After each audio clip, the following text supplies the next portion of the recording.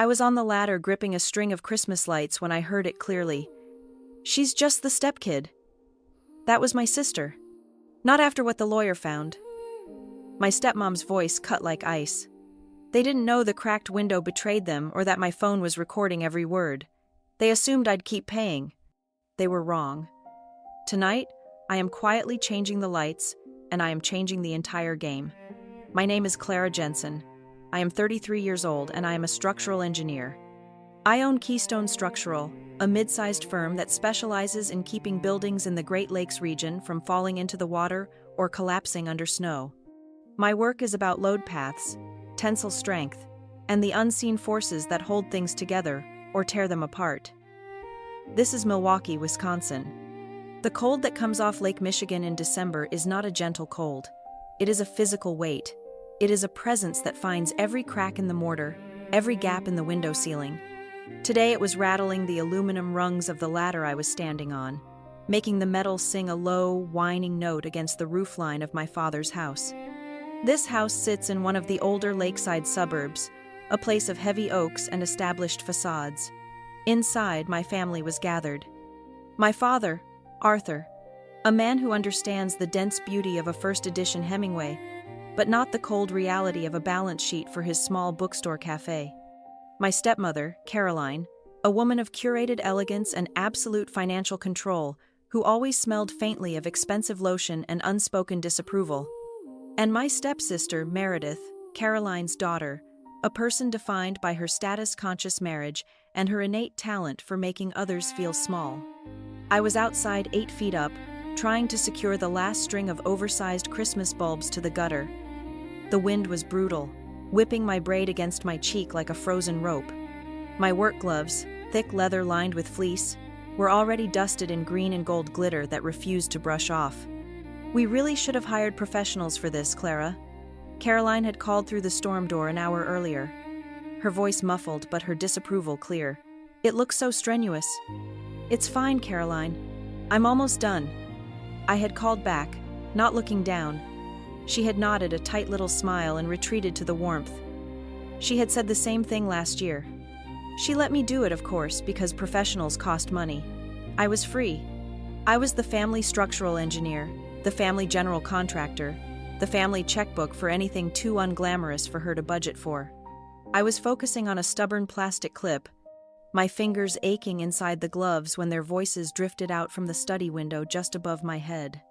The window was old, single pane, and Arthur always left it cracked an inch, claiming he liked the fresh air, even when it was 10 degrees. That cracked inch was a perfect acoustic vent. "First," Meredith's voice, sharp and dismissive. "It's ridiculous. Why are we even pretending? She's just the stepkid." I froze.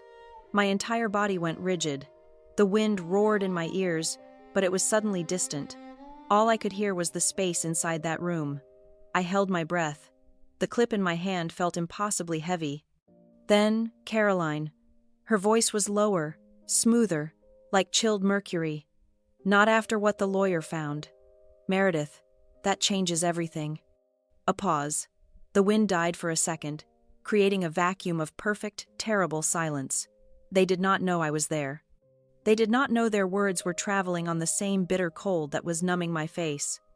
They did not know that the phone in my jacket pocket, the one I used to take site photos of rebar layouts and foundation cracks, was now recording audio. I didn't move. I didn't climb down. I didn't shout. My reaction was not emotional. It was structural. I felt a sudden clear sensation of a support beam giving way. A catastrophic failure in a load-bearing wall. The facade of family had just sheared off, revealing the rotten framework underneath. They thought I would keep paying. They thought I would keep fixing their sagging porches and leaking roofs, blissfully unaware. They were wrong.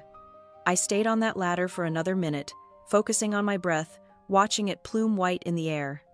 Below me, the bed of my truck, my Keystone structural truck, was slowly being covered in a pristine, untouched layer of snow.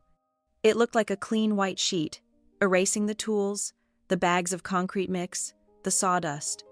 It was a perfect metaphor for the $61,800 I had poured into their lives over the last 2 years. Expenses that were never acknowledged, never recorded. $61,800. That was the number my forensic accountant Helen Vance had confirmed last week. It started 2 years ago when the roof on Arthur's bookstore, The Gilded Page, began to leak. Caroline had lamented the disastrous estimates.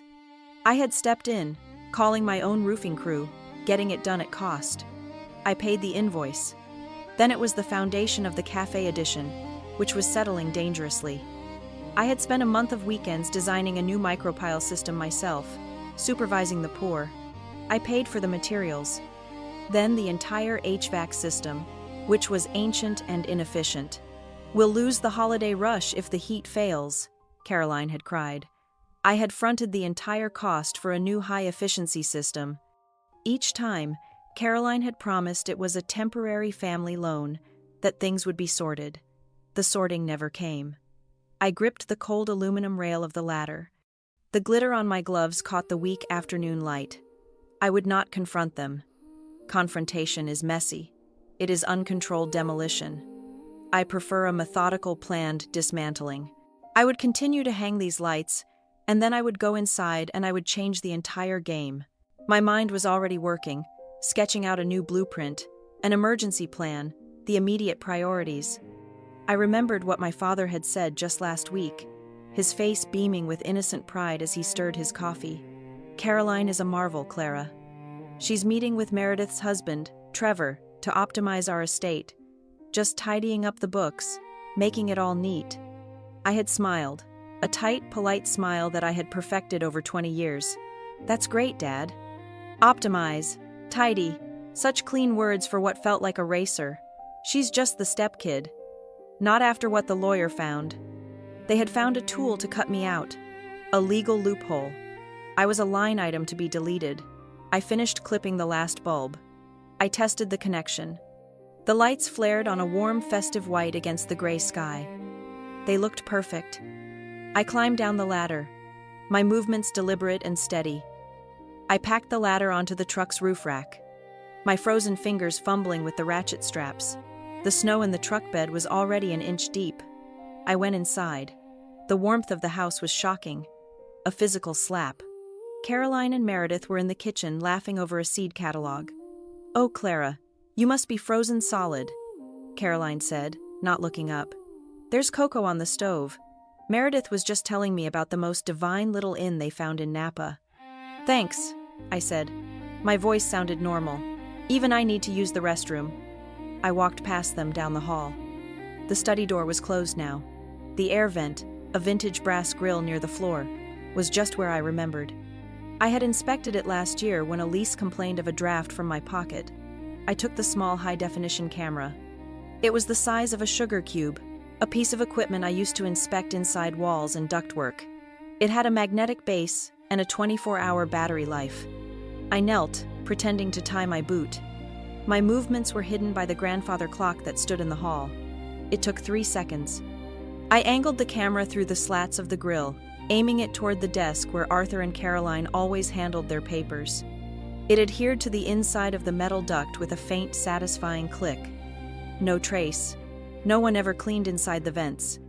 I stood up, walked into the bathroom, and washed my hands. I stared at my reflection in the mirror.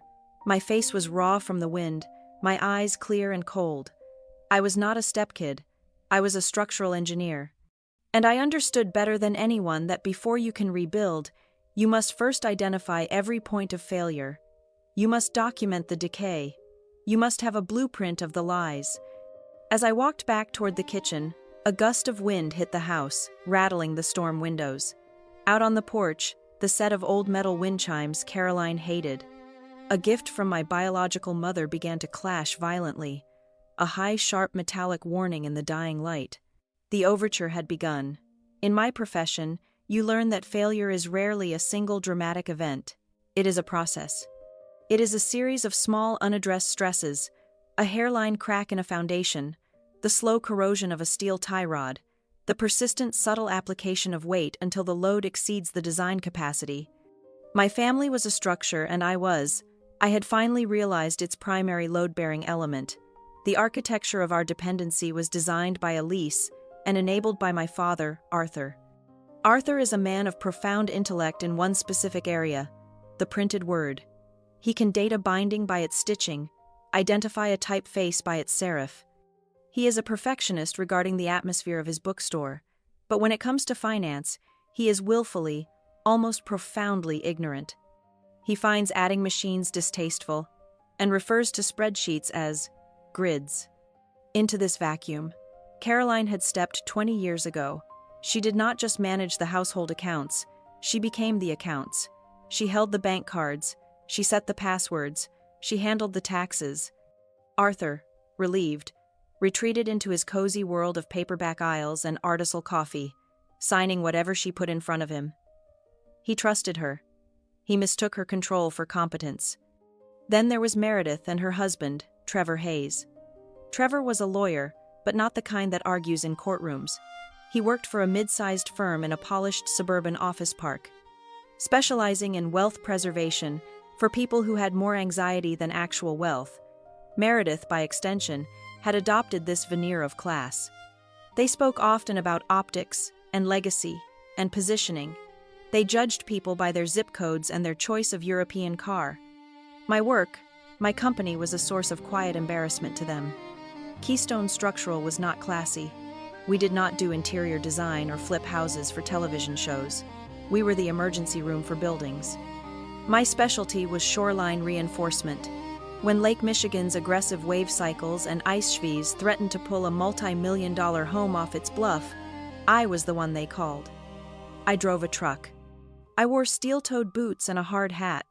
My days were spent analyzing soil mechanics and calculating shear stress.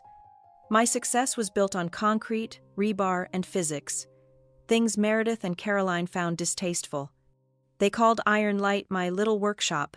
It was a condescending pat on the head, a way to diminish it.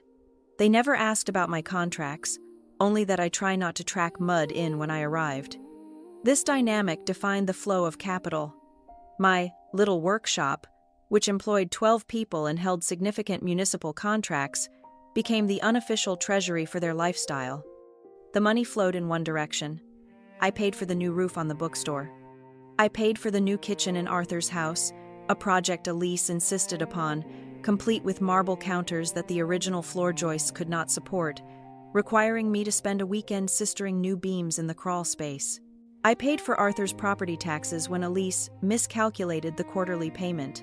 In return, I received criticism when I bought a new wide-format plotter for my blueprints. Meredith remarked that it was such a shame I wasn't more interested in feminine things. When I invoiced the bookstore politely, professionally for the HVAC system, Caroline had cried. "Clara, how can you be so cold?" she had whispered, her hand fluttering to her throat. "This is family. We are just in a tight spot. I will of course settle up as soon as the market improves."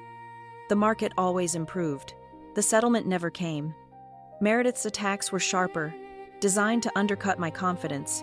Trevor says successful men are often intimidated by women in reflective vests. Clara, she'd mentioned casually at Thanksgiving, they prefer a woman who compliments them, not competes. The implication was clear. My work made me unlovable. I should be grateful for any inclusion in their normal family, and the price of that inclusion was my silence and my checkbook. But they mistook my habits for my personality. I am not a quiet person. I am a precise one. I am an engineer. I document everything. It is the core principle of my work. You do not eyeball a support beam. You measure it. You do not guess at material strength. You test it. For the past 5 years, every time I paid one of their bills, I saved the invoice. I scanned the receipt. Every email from Elise promising repayment was moved to a locked, encrypted folder on my server. Every text message from Arthur asking for a quick float was screenshotted.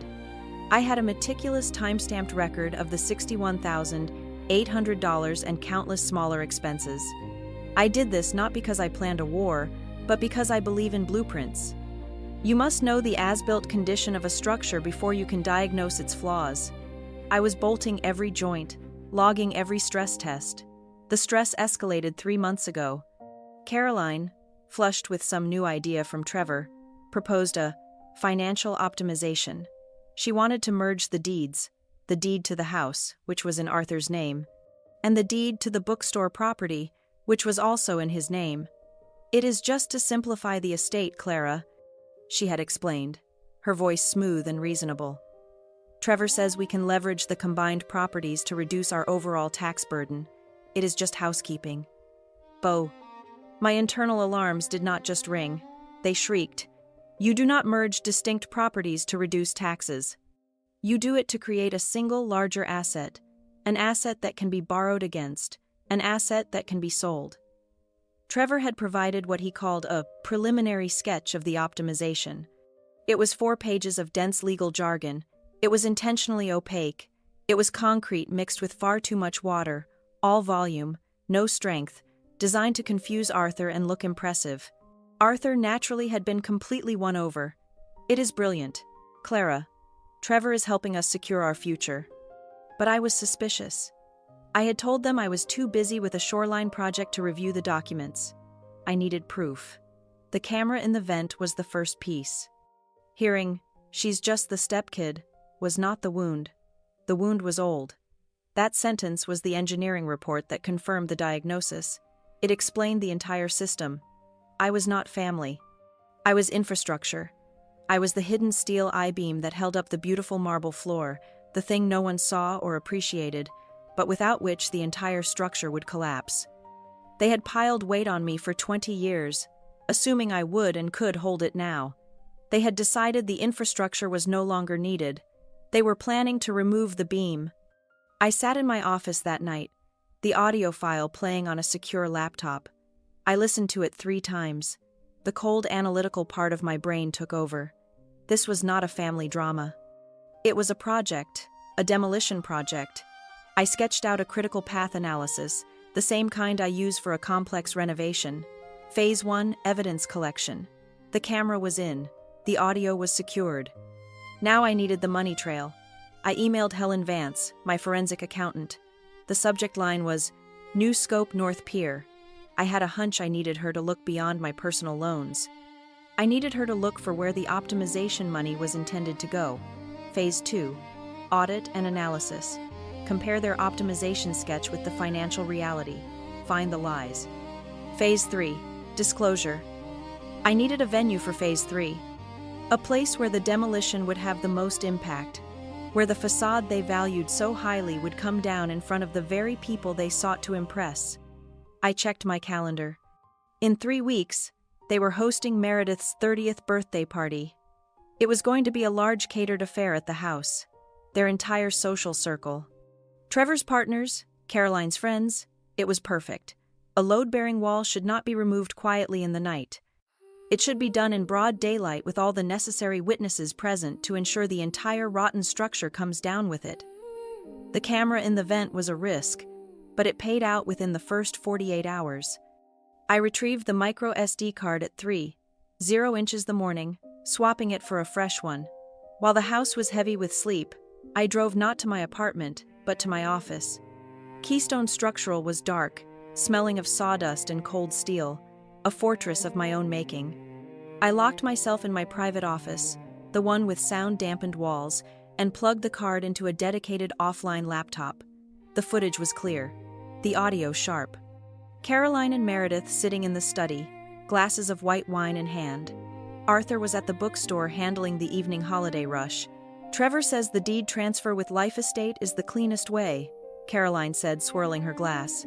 "The house titles transfer to you. Meredith effective immediately. I, of course, retain the right to live here until my death." "And Arthur?" Meredith asked. "He lives here too, naturally as my husband," Caroline said dismissively. "The point is, the asset is secured in your name. His name comes off the deed entirely." My blood did not run cold. It felt like it was being replaced by a chemical solvent. They were legally stripping my father of his own home while he was still living in it. "And it's all possible because of what Trevor found," Meredith prompted. Caroline smiled, a tight, satisfied crescent. "Exactly. She's just the stepkid." Trevor did a full search. "Arthur never legally adopted Clara." "Never." She leaned in, her voice dropping to a conspiratorial whisper. "She has no legal standing as his child. She is, in the eyes of the law, a stranger." All this family nonsense is just sentiment. It means she has no automatic claim, no right to contest his estate. She is removable. Removable. I was a non-structural element, a decorative partition that could be demolished to create an open-plan theft. I've already had Arthur update his will, Caroline continued, her voice brimming with pride. Everything goes to you, the house, the accounts, everything. He was so busy with that new poetry collection, he barely read it.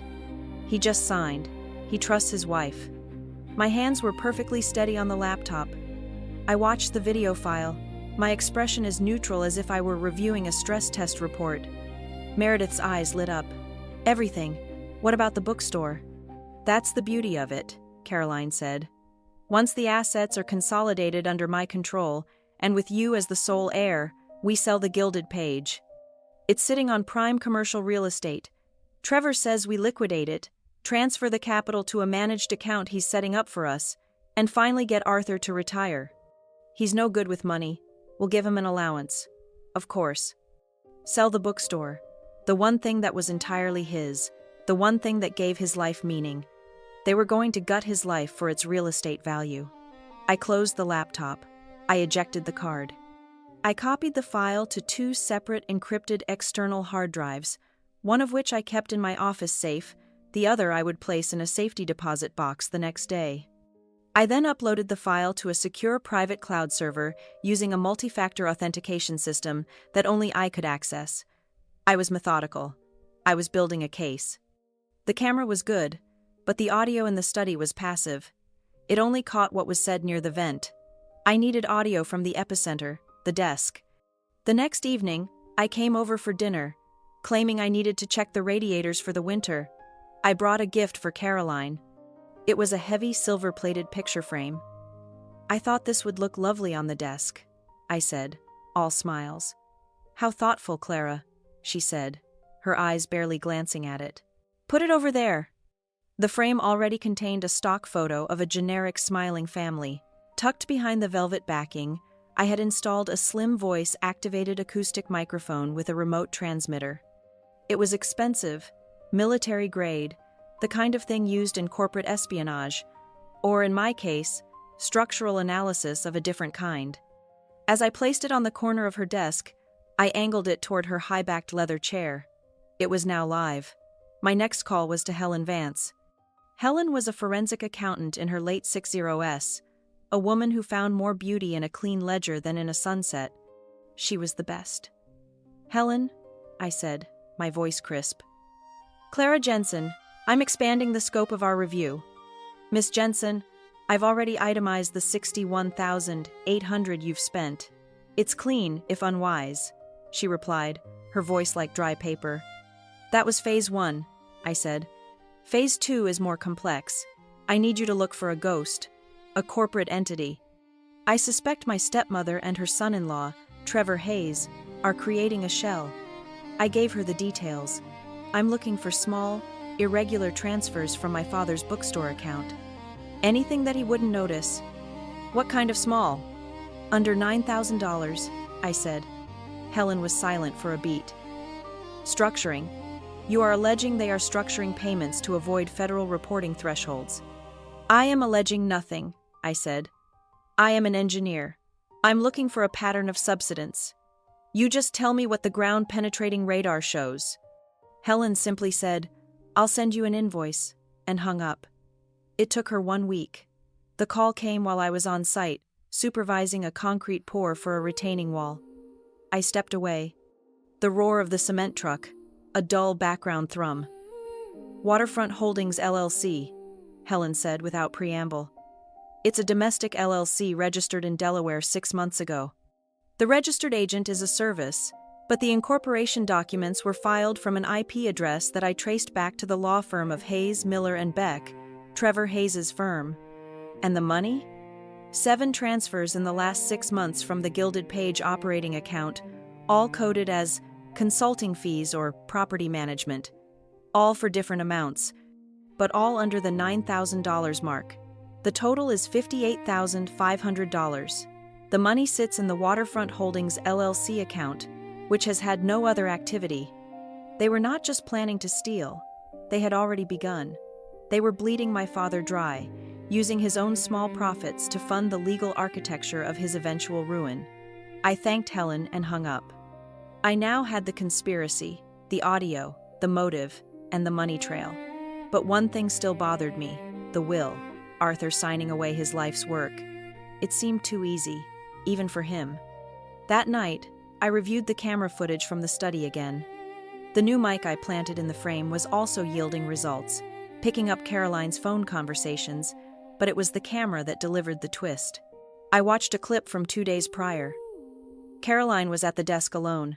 She was handling a stack of documents. One was the new will. I zoomed in, and then I saw it. She was not just reviewing the will. She was holding another document next to it. A simple draft of a letter to a vendor. She held them up to the light, comparing them. And then I understood. The signature on the will was identical. Pixel for pixel identical.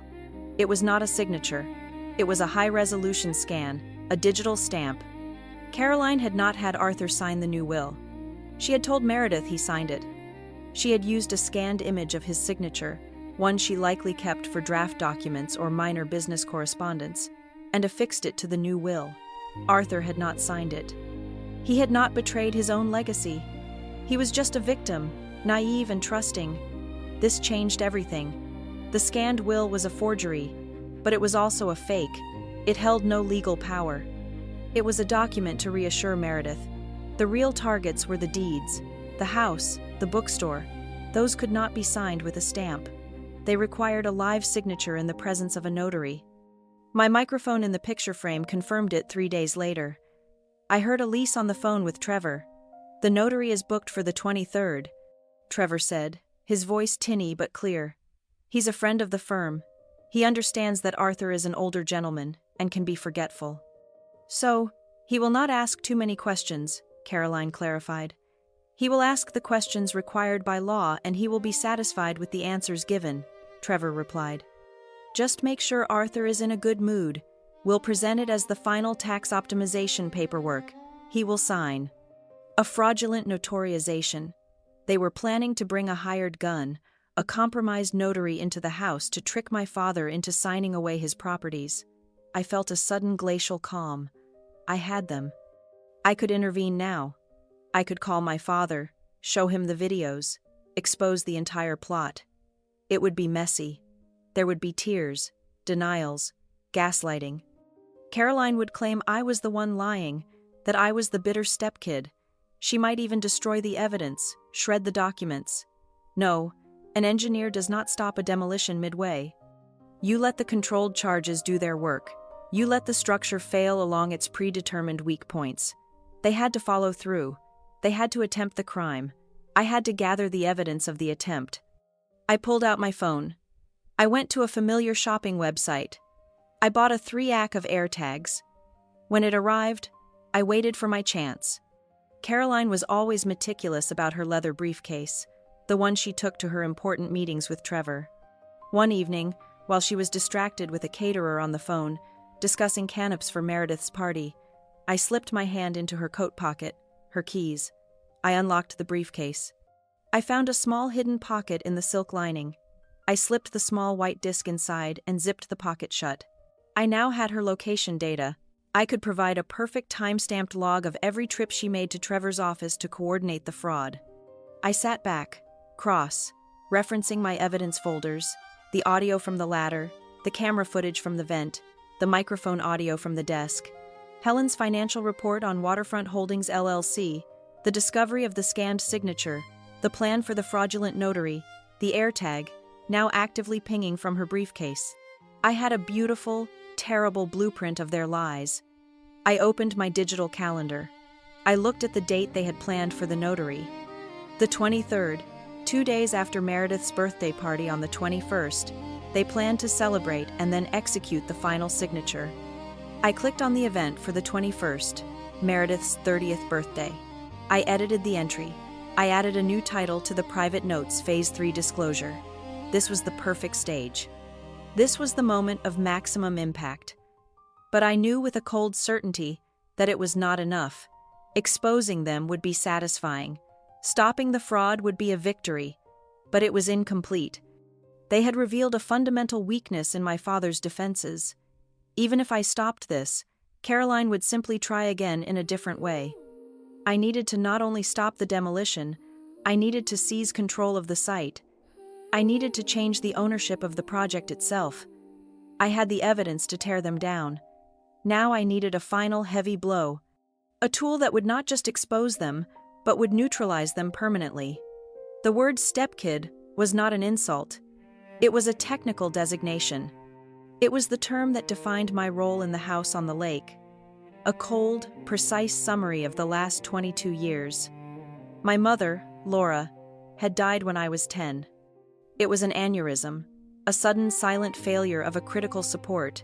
One moment she was there, smelling of wood shavings and cinnamon, teaching me how to read a blueprint. The next, she was gone. For 11 months, it was just me and my father, Arthur. Two unanchored objects rattling around a house that had become too large and too quiet.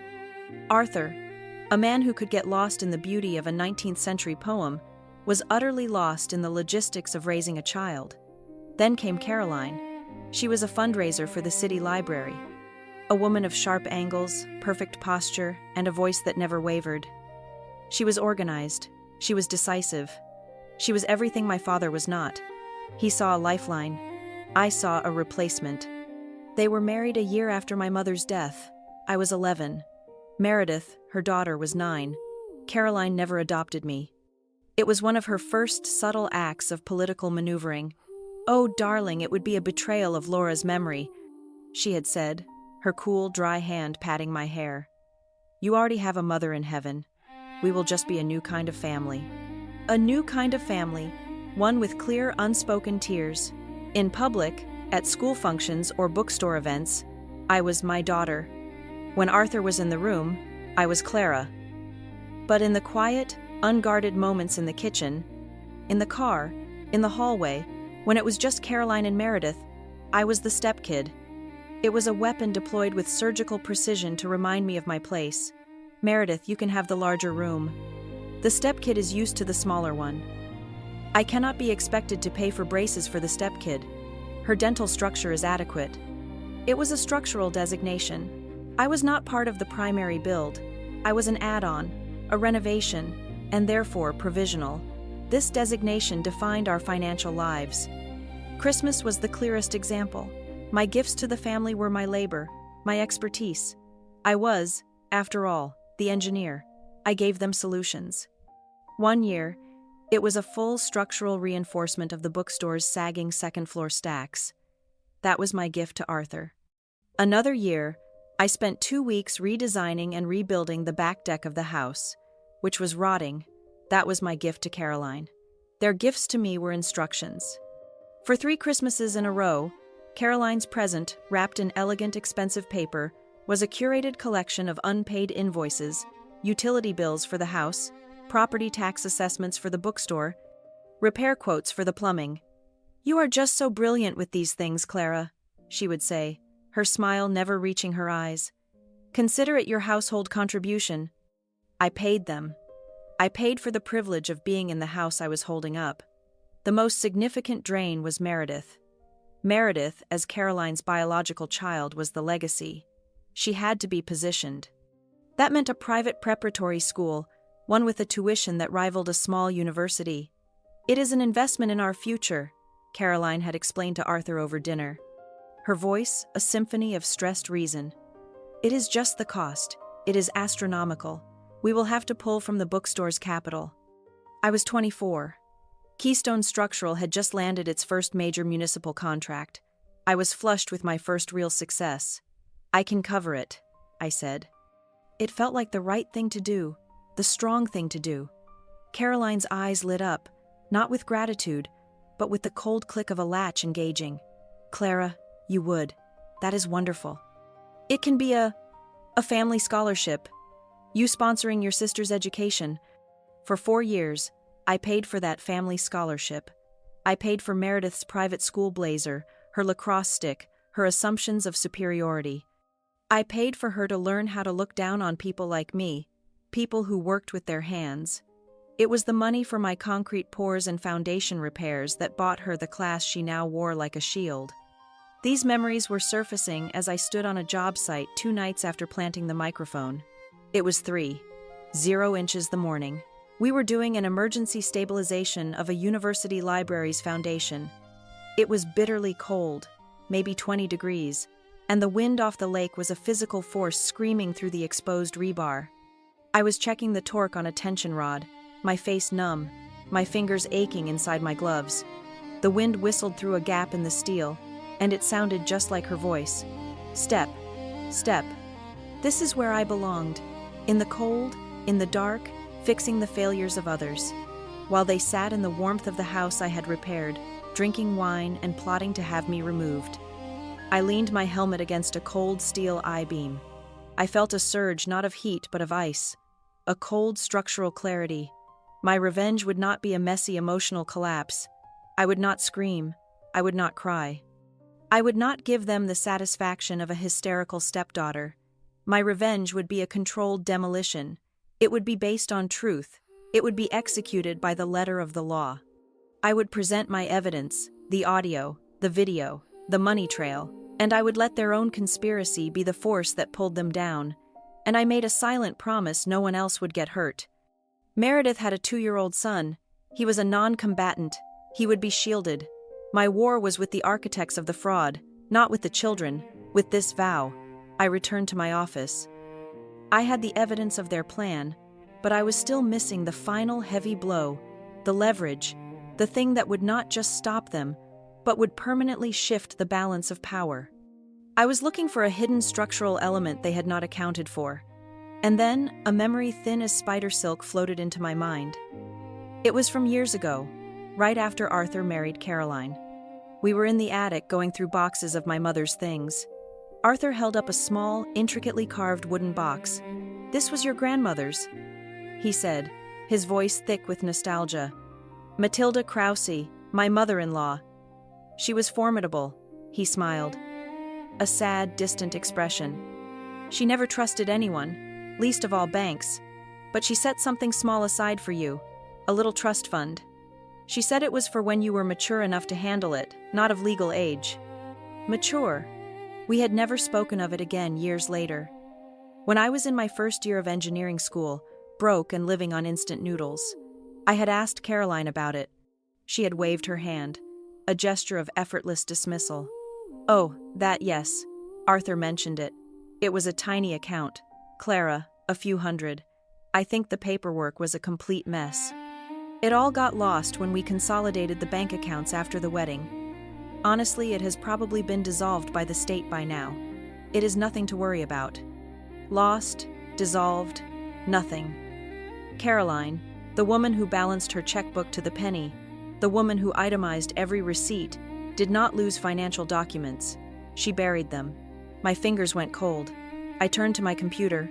My mother's family, the Finches, were from Door County. They had owned cherry orchards. My grandmother, Matilda, was not a little woman. She was pragmatic, tough, and had a deep suspicion of performative charm. She had looked at a lease at the wedding like she was analyzing a crack in a foundation. I had no account numbers. I had no bank name. I just had a county. I started making calls. "Good morning. I am trying to locate a trust established by an Matilda Krause for the benefit of her granddaughter, Clara Jensen." I spent 3 hours navigating automated menus and speaking to skeptical bank officers, privacy laws, dead ends. Finally, I was transferred to a small independent trust company in Sturgeon Bay. The trust officer was a man named Mr. Gable, and his voice sounded like dry leaves. "Krause," he said, drawing the word out. "Matilda Krause." "Yes, ma'am. We manage that trust, the Krause Legacy Trust. We have been waiting for you to call." My breath caught. "You have?" "Yes. Mrs. Krause's instructions were very specific. We were not to make contact with you, the beneficiary, until you initiated it yourself, or upon your 35th birthday. You are a couple of years early." "I was told," I said, my voice tight, "that it was a very small account, that it might have been dissolved." Mr. Gable let out a dry chuckle. "Small. No. M. Jensen Matilda Krause did not do small. She was not a woman who trusted stocks or bonds. She trusted the land. He paused, and I heard the click of a keyboard. When your father, Arthur, decided to open his bookstore, Matilda provided a significant portion of the seed money, not for the business, for the property. I gripped the edge of my desk. My knuckles were white. What? What do you mean? She did not give him a loan, Mr. Gable said, his voice clear and precise. She made an investment. She took an equity stake. The Krause Legacy Trust, of which you are the sole and current beneficiary, owns 20% of the commercial real estate property located at, and he read me the address of, the Gilded Page. I could not breathe. 20% not of the failing bookstore, 20% of the prime commercial real estate that Caroline and Trevor were planning to liquidate. Miss Jensen, there is more, he continued, sensing my shock. Your grandmother was a very cautious woman. She included a stringent fiduciary clause in the trust's charter. I heard the rustle of heavy paper. Ah, here it is. In the event that the majority property holder, that is your father, enters into any agreement under duress, fraudulent misrepresentation, or in bad faith that endangers the asset or the trust's stake, the trust is hereby empowered and required to activate an independent legal counsel to protect its 20% interest with full power, to seek immediate injunctions and claw back any such fraudulent agreements. A clawback clause, a legal trigger, a poison pill. My grandmother, dead for 22 years, had seen this coming. She had seen a lease. Mr. Gable, I said, my voice a whisper. I have proof. I have proof of exactly that fraudulent misrepresentation. How do I activate it? Matilda thought of that too, he said. The original signed trust charter, the physical deed certificates, and a personal letter to you are not held here at the bank. We only manage the financial end. The keys to the kingdom, as she called them, are in a safe deposit box. Also in your name, at your bank? No, at the Cedar Point Lodge, that seasonal resort just outside of town. Matilda loved that place. She paid the box rental fee for 50 years in advance. She left a directive with us, a message for you, should you ever call. What is the message? It is just 3 words, Mr. Holt said. It says, behind the pike. I hung up the phone. My entire body was vibrating. Behind the pike. I knew exactly what it meant. In my father's study, the one Caroline had filled with her tasteful, sterile decor, one object had remained by my father's ironclad decree. On the wall above the fireplace was a large, dusty taxidermy northern pike mounted on a weathered piece of driftwood. My mother and my grandmother had caught it together on a fishing trip the year before I was born. Caroline hated it. She said it was ghastly. I grabbed my keys. I was not waiting for the weekend. I was going to Duke County now. It was a 3-hour drive, and the sky was turning a heavy, threatening gray. But it did not matter. I had to stop at the house first. I had to retrieve the key. Caroline and Trevor thought they had found a loophole to remove the stepkid. They had no idea that the stepkid owned a foundational load-bearing 20% of the entire structure they were trying to steal. The game had just changed. I didn't bother knocking. I used my old key, the one Caroline had been trying to get back for years. I walked in, stamping the snow for my boots. Caroline and Meredith were in the living room, heads bent over glossy catering brochures, debating the merits of push-kuto-wrapped melon versus bacon-wrapped dates for Meredith's party. They looked up, annoyed by the interruption. "Clara, you're tracking in slush," Caroline said, her voice tight. "Just need to grab a book from Dad's study," I said, already moving past them. "He's not there. He's at the store." "I know. It's one of my old engineering textbooks." I didn't wait for a response. I walked into the study and closed the door behind me, leaving it open just a crack. The air was still, smelling of old paper and Caroline's lemon polish, and there it was on the wall, the Northern Pike. It was a magnificent, ugly, defiant thing, its glass eyes staring blankly, its mouth open in a permanent toothy snarl. I reached up, my hand shaking just slightly, and felt behind the driftwood mount. My fingers brushed against a small, flat piece of tape. Stuck to the back of the wood was a thin, old-fashioned brass key, It was attached to a small yellowed paper tag. On the tag, in my grandmother's spidery, iron-willed handwriting, was one word: North Shore. I slipped it into my pocket. I walked out of the study. "Find what you were looking for?" Meredith asked, not looking up from a page of miniature cheesecakes. "I always do," I said. I was out the door before they could respond. The drive to Door County was a hypnotic blur of gray highway and snow-covered cherry orchards. The lake to my right was a vast expanse of dark, churning water, the color of wet slate. It was not frozen yet, but it was angry. The white caps looking like teeth. The air was thick with the promise of more snow. The Cedar Point Lodge was not a resort. It was a collection of faded 1952 era cabins and a main lodge that smelled of damp woods, smoke, and old coffee. It was closed for the season, but the owner, a grizzled man who looked as old as the lodge itself, lived in the back. I showed him my driver's license. He looked at the name, nodded, and took a key from a dusty board. "Your grandmother paid up for 50 years, he said, his voice a growly rumble. "She was a smart one. Said you'd be by eventually, though she figured you for 35. "I'm a fast learner," I said. He led me down a cold concrete block hallway into the basement. The air was freezing. He pointed to a wall of old metal safe deposit boxes. "Number 42. He handed me his key. "My key and your key. Takes both." He inserted his key, turned it, and then left me. Privacy. I slid my brass key into the second lock. It resisted for a moment, the metal cold and stiff, then turned with a satisfying heavy thunk.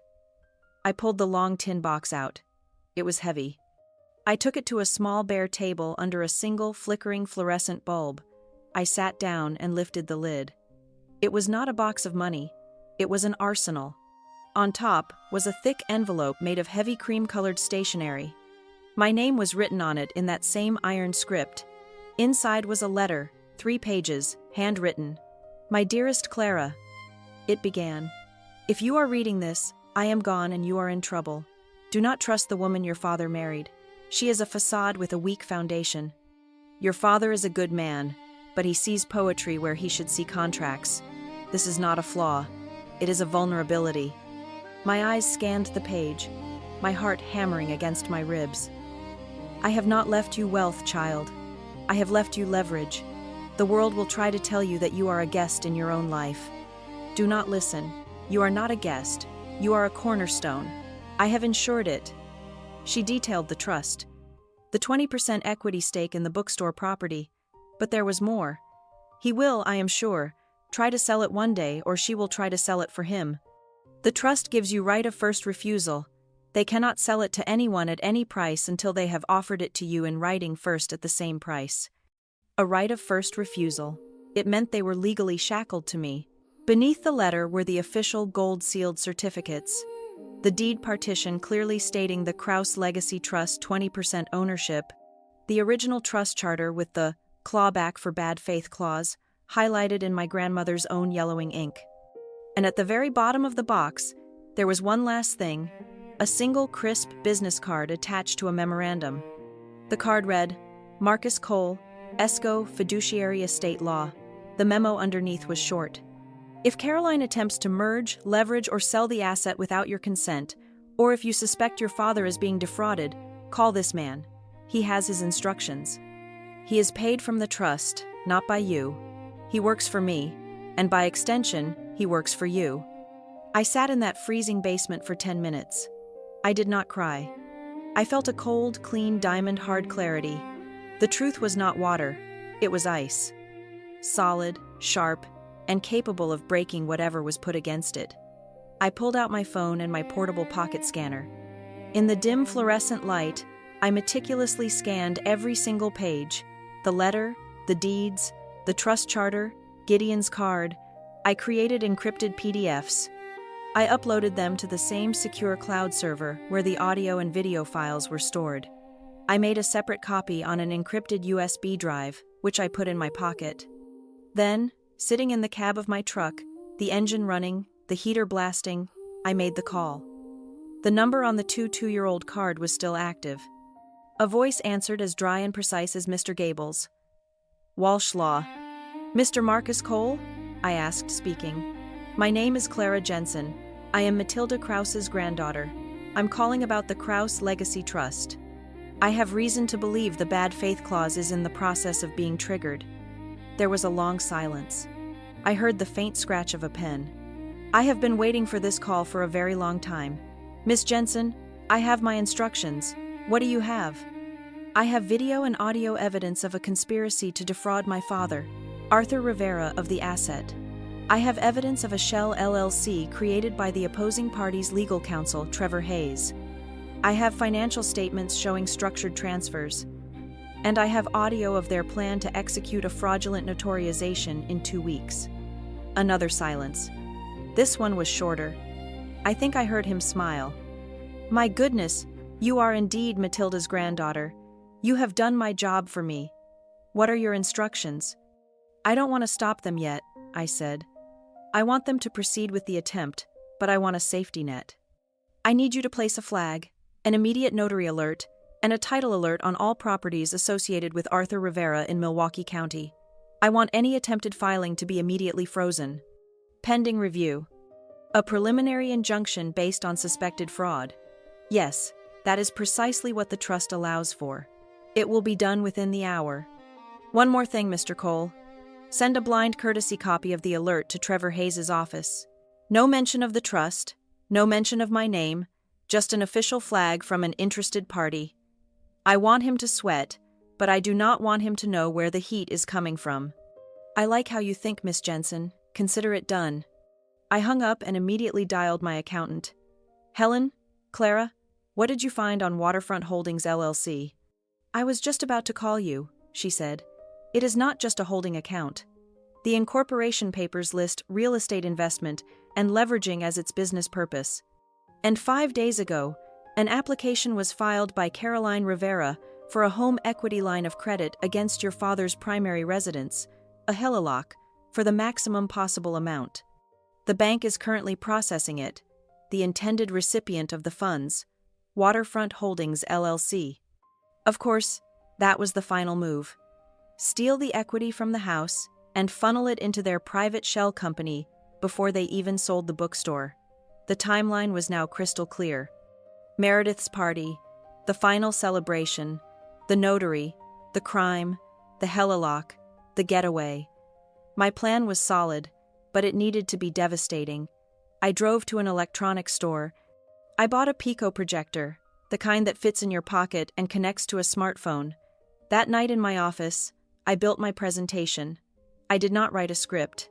I built a case. I titled the slide deck Blueprint of Lies. Slide 1, the audio file from the ladder. She's just the stepkid. Slide 2, a flowchart, simple and brutal. Arthur's accounts, Waterfront Holdings LLC, Trevor Hayes with Helen's exact numbers. Slide 3, a map. The AirTag data from Caroline's briefcase, showing her repeated secret trips to Trevor's office. Slide 4, the audio file from the desk. He will sign. He trusts his wife. Slide 5, the scanned forged will next to a real signature from Arthur.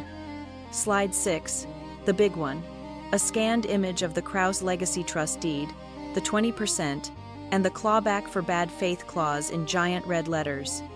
I then made 2 calls. The first was to an old college friend, Rachel, who is now a senior credit risk investigator for a major national bank. Rachel, it's Clara, I said. I know this is last minute, but are you free for a birthday party this Saturday? It will be educational. I'm about to blow the whistle on an active high-level attempt at asset fraud, and I thought your office might want a front-row seat to see how it's done. Rachel, who lived for this kind of thing, just laughed. I would not miss it for the world. Send me the address. My second call was to Marcus Cole. Mr. Cole, the party is Saturday. I want you to file the official preliminary warning on Friday at 4:00 p.m. Let it land on Trevor's desk right before the weekend. Give him 2 days to wonder who he's up against. My final move was the fail-safe. I printed a full hard copy of the trust documents, the deed, the clawback clause, and a cover letter from Marcus Cole explaining the trust's legal standing. I put it all in a thick 9x12 manila envelope. I sealed it with wax like my grandmother would have. I addressed it to the chief of the white-collar crime division at the Milwaukee County District Attorney's Office. I marked it personal and confidential to be opened by addressee only. I sent it via bonded courier with instructions for it to be logged, signed for, and held a legal time bomb sitting quietly on a government shelf. When all this was done, it was almost midnight. I drove back to my father's house. The lights I had hung were blazing, bright and festive. But as I pulled into the drive, I saw one string high up on the second-story gable had come loose and was dangling in the wind. I sighed. I pulled the ladder from my truck. I climbed up into the freezing silent night, and with steady hands, I clipped the last light firmly into place. The facade had to be perfect. The night before the party, Caroline insisted on a quiet family dinner. These dinners were never quiet. They were command performances, opportunities for Caroline and Meredith to reinforce the family hierarchy, and for Trevor to practice his pitches. The dining room, which I had repainted myself 2 summers ago in a Tuscan gold that Caroline had picked, felt warm and suffocating. The air was heavy with the smell of roasting garlic and Caroline's expensive Fioreal perfume. Trevor, seated at the head of the table in Arthur's chair, was holding court. He had this way of speaking, using his hands to draw invisible important boxes in the air that was meant to convey intellectual dominance. He was talking, as he always did, about his work, which he framed as a form of noble, complex artistry. The problem with most estates, he proclaimed, swirling a glass of red wine he had brought, is a lack of structural transparency. People are sentimental. They see a house, a business. I see an asset portfolio. I see inefficiencies. Arthur, oblivious, beamed at him. It's just fascinating. Trevor, truly, all this time I've just been running a bookstore. And that's the poetry of it. Arthur, Trevor said, his voice dripping with condescension. You provide the poetry, I provide the architecture. What Caroline and I are doing is simply a restructuring. We're moving the assets from a high-exposure, high-tax position into a more streamlined, efficient vehicle. It's about minimizing your footprint. It's about clarity. Clarity. He used that word a lot. His version of clarity was a fog of legal jargon. Caroline, playing the part of the gracious hostess, reached over and patted my hand. Her skin was cool and dry, her rings hard against my knuckles. And we are so grateful, Clara, that you're letting us handle all this dull paperwork. You work so terribly hard at that workshop of yours. You shouldn't have to worry about these complicated financial matters. The workshop that had paid for the new hardwood floors they were sitting on. It's no trouble, I said, my voice perfectly even. Speaking of which, Meredith chimed in, lifting her glass. We have to toast Trevor. We just got back from Napa. A little pre-birth celebration. Oh, how was it? Arthur asked, genuinely interested. It was divine, Meredith said, her eyes finding mine over the rim of her glass. It was a look of pure, unadulterated triumph. We stay at O'Hare. Trevor's firm has a corporate membership. It's amazing what a little financial restructuring can do for your travel budget. We're finally optimizing our lives. I smiled, a tight, brief engineer smile. I'm glad you had fun. Arthur, bless his heart, was in his own world. The holiday rush at the store has been wonderful. We sold out of the new Sally Rooney in 2 days. 2 days. The new espresso machine is a hit. We're doing just fine, just fine. He was a man admiring the new paint, while the foundation was being hollowed out from underneath him. I had brought dessert, a pecan tart, my mother's recipe. I stood and began to clear the plates. I'll get the tart, I said, and coffee. The kitchen, the one I had redesigned and rebuilt, was my territory. The marble countertops I had installed felt cold and solid under my palms. As I cut the tart, the rich, sweet smell of toasted butter and pecans filled the room. It was a smell of realness, of honesty in a house built on lies. While the coffee was brewing, I moved to the spice rack near the stove. It was a messy 3-tiered thing Caroline never organized. I had noticed it earlier. Under the cover of finding the cinnamon for the coffee, I slipped a small magnetic audio recorder, no bigger than a tube of lip balm, onto the metal underside of the rack's top shelf. It was perfectly hidden, angled toward the kitchen island where Caroline and Trevor had gathered while I plated the tart. Arthur had gone to his study to find a book for Meredith. The three of them were alone. I kept my back to them, focusing on the espresso machine. "He's in a good mood," Caroline murmured to Trevor, her voice low and sharp, stripped of its hostess velvet. "The new microphone was excellent. The notary is confirmed for the 23rd 10 inches the morning," Trevor replied, his voice a clipped business tone. "He knows the drill. We just need Arthur's signature on the deed transfer and the Gila lock papers. Get those two things signed and then we cut the stepkid out completely. The new will and the trust documents are already drafted to exclude her. Once she has no legal claim to him, she has no reason to see the books." My hands did not shake. I continued to arrange the slices of tart on Caroline's wedding china. "Trevor, darling," Caroline said, "let's not mention Waterfront Holdings LLC, not in front of Arthur. It's a cleaner narrative if we just call it the family trust." "Of course," Trevor said. "He doesn't need the details. He just needs to sign." Meredith, who had been silent, finally spoke. Her voice was as cold as the marble. "It's for the best. He's incapable of making hard decisions. We're protecting him. And law is law, Clara. Feelings don't matter in estate planning." I turned, holding the tray of desserts, my face a mask of pleasant neutrality. "Did you say something, Meredith?" She just sneered. I said, "It looks delicious. You're so domestic." I served the tart. I poured the coffee. We sat. We ate. I listened to them discuss the weather, the wine, the thread count of the sheets at the Napa Hotel. Every bite of my tart tasted like ash. After 10 minutes, I excused myself. "I'm just going to use the guest bathroom." I walked down the hall. I went into the bathroom, locked the door, and turned on the tap. I stood in the silent, empty room for a full minute breathing. I did not go to the bathroom. I went to the kitchen.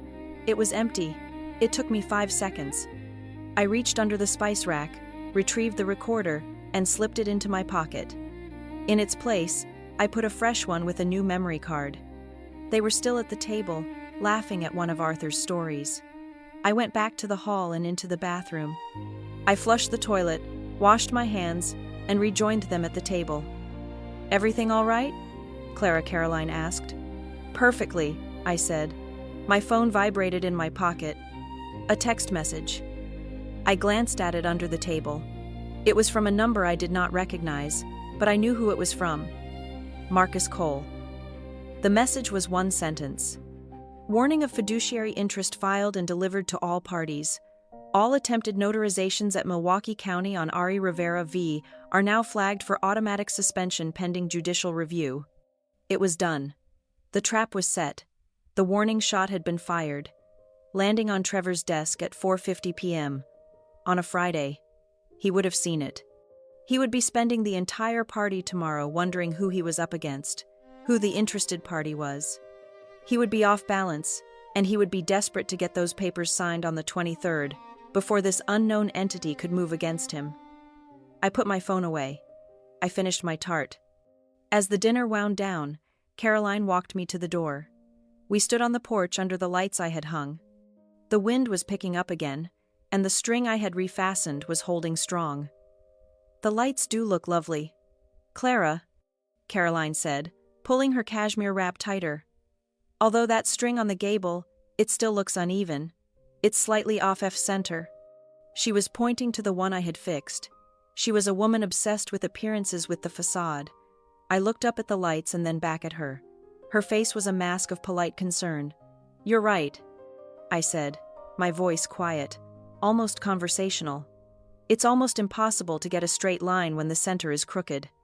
No matter how hard you try, if the center is off, every single light looks wrong." She stared at me, her head tilted, searching for the meaning. She found nothing. She saw only the stepkid. "Well," she said, dismissing it, "try to fix it before the party, will you? We want everything to be perfect." "Oh, I will," I said, walking to my truck. "I guarantee by the end of tomorrow, everything will be perfectly finally straight." The house was a stage, and Caroline was its star. She had filled it with people with champagne, with the smell of expensive perfume, and catered food. This was her audience, the one she had curated for 20 years. Trevor's junior partner colleagues looking to impress Caroline's coterie of high society friends, their jewelry glinting in the soft light.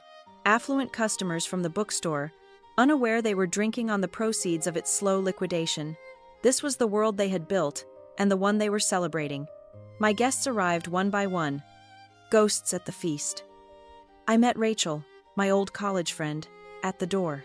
"Clara," she said, giving me a solid professional hug. Her eyes, the eyes of a senior credit risk investigator, were already sweeping the room, calculating the value of the art, the silver, the sheer square footage.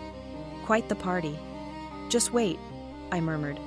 "My other friend is by the bar. Mr. Bryant?" Rachel glanced over. Mr. Bryant from the county assessor's office looked like a perfectly harmless, slightly bored accountant, nursing a club soda. He was, in fact, an expert in document forgery. He nodded at me, a tiny, almost imperceptible acknowledgement. They blended seamlessly. My father was radiant. He was standing near the grand piano, his face lit with a pure, naive joy that broke my heart. "It is all so wonderful," he was telling a small group. "Caroline and Trevor are just wizards with all the details. We have some big plans for after Christmas. A major restructuring, securing the future. You know." He had no idea. He was the man on the deck of the Titanic, admiring the chandeliers. Caroline was a blur of champagne-colored silk, a perfect hostess, her smile fixed, her voice a musical laugh. She touched arms, refilled glasses, accepted compliments on her house, her taste. She was magnificent in her deception. I watched Trevor. He was the picture of a man without a care in the world. He was circulating, his hand on Meredith's back, accepting congratulations for what his new suit, his wife's birthday, his success in optimizing my father's life. He checked his phone, a quick dismissive glance at his email. He was not looking for trouble. He was looking for a confirmation from the compromised notary he had scheduled for Monday. Finding none, he put the phone away and took another drink. He was utterly, arrogantly unaware of the judicial flag from Marcus Cole that was already sitting in the county system, a digital tripwire just waiting for him to touch it. Caroline had arranged the seating for dinner. Of course, a long baronial table glittering with crystal. She had placed me halfway down, an afterthought, neutralized between a dull cousin and one of Trevor's silent partners, Meredith. As the birthday girl was at one end of the table, my father was at the other. I found my place card, Clara Jensen. I picked it up. I walked to the head of the table, the seat of power, the one directly opposite my father. I took the place card that read Meredith and walked it back to my assigned mediocre seat and set it down. Then I returned to the head of the table and placed my own card there. The guests were filing in. Meredith, seeing the switch, stopped.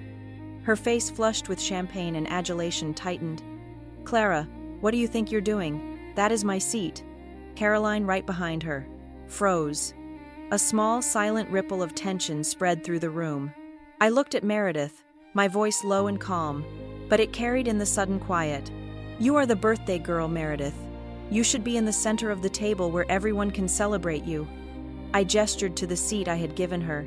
"This seat," I said, indicating my own, "is just structural. It holds up the end. It suits me." It was a challenge wrapped in a compliment. She could not argue without looking petty.